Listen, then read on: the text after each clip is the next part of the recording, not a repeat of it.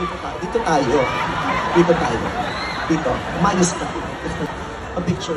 1, 2, 3. Oh, kasalanan hindi ka nag-adjust. 1, 2, 3. Video yan, di ba? Sabi mo picture. Ang dami mong request na. Oh. Anong, titigan mo ako, anong pakiramdam na mas mukha kang lalaki sa akin? Anong pangalan mo? Danica po. Danica! Tignan mo nga naman, ang pula ng labi mo. Lipstick ba yan o nagdudugo yung bagang mo? Lipstick. Kasi amoy bagang eh. So, lipstick talaga. Danica, taga saan ka? Taga Tarlac ka o lumuwas ka? Po. Saan sa Tarlac? Tibagan po. Tibagan. Oh, malapit lang ba dito yun, yung Tibagan? Medyo malayo po. Ilang oras ang biyahe? 25 minutes po. 25 minutes. Sino mang kasama mo ngayon? Po, yung kaibigan ko gusto niya dito magpa-picture. Kaibigan mo. Gusto niya rin magpa-picture. Tapos pag pinagbigyan ko siya, tapos sasabihin ko sa kanya, sino kasama mo? Ayun po yung mga kapitbahay kong gusto rin nila magpa-picture. Tapos papayagan ko din. Pag tinanong, sino kasama mo? Ayun po yung mga kabarangay ko gusto rin magpa-picture. So wala nang nangyari sa atin. Diba? So galing ka sa isang lugar na kailangan pang bumayahin ng 25 minutes. Bakit kailangan mong nandito ka? Bakit gusto mong nandito ka lalo na sa harapan pa? Actually po kanina pa po kami 1 p.m. dito. Sinusumbatan mo ako? Kasalanan ko? Gusto mo yung humingi ako ng tawad sa'yo? Ang kapal ng mukha mo. Ano na? Nanood mo na po ako ng showtime bago po magpunta. Very good. Nagawa mo lahat ng mga assignment mo sa akin. Yan ang mga obligasyon mo sa meme. Pag umaga, manonood ka ng showtime. Pag gabi, manonood ka ng mga videos ko. Tapos pag mayroon akong show dito, kailangan puntahan mo ako. Congratulations, nagawa mo ngayon yung mga obligasyon. Okay.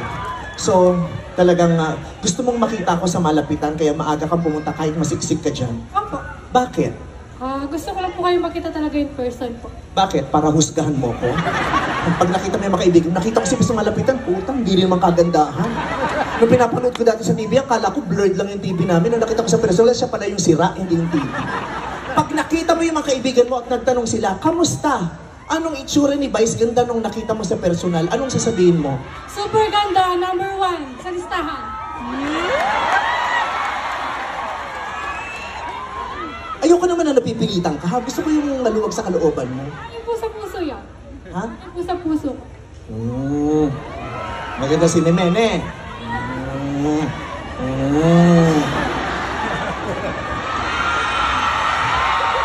Ate, wag masyadong kumaway kasi naka-spaghetti strap ka, yung dede mo gano'n ang gano'n. Kawawa naman yung alis sa harapan mo, kanina pa nababatukan. Puro bukol na yan, gawa ng utong mo. Kawawa naman. Okay. May boyfriend ka? Wala. Bakit? Choice ko. Choice mo? Choice din naman nila, hindi ka talaga ligawin. Kung maka-choice ka, kala mo ang dami ng ligaw sa'yo na dinet mo at brinake mo.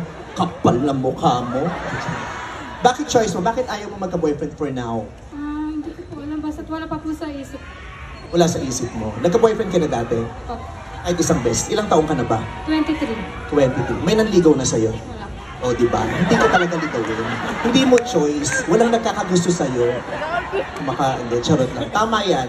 Kailangan mong iset ang mga priorities mo, lalo pat bata ka pa, nag-aaral ka ba? Hindi na po. Anong pinagkakaabalahan mo sa buhay?